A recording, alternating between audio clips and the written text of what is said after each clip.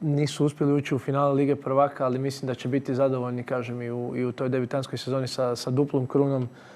Stvarno, statistika, 26 pobjeda, ok, to je čak i ok, no mene broj zgoditaka, 95. 95 zgoditaka samo u prvenstvu su postigli 23 više od Reala.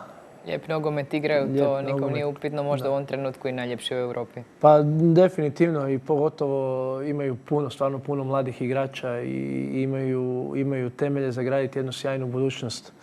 Kako nisu psihološki pali, to često treneri znaju koristiti kao nekakav izgovor kad se događaju ti padovi. Međutim, ovdje je jako mlada momčad, a nakon onako teškog poraza u Ligi prvaka koji je sigurno ostavio traga, to se nije uopće vidjelo koji dan nakon. Da, opet moramo uzeti kontekst utakmice da su igrali najveći španjolski derbi gdje su imali prilike praktički sa 9 prstiju ostaviti na pokal i jednostavno Flick ih je sjajno pripremio. Kaže, malo, možda je na početku bio taj malo slabiji ulazak, možda iz tog nekog razloga, no onda su upalili motore i krenuli ozbiljno igrati i evo, kažem, došli do zaslužene pobjede. Da, imali su i ranije slabije ulaske, na kraju uvijek uspjeli stići do pobjede.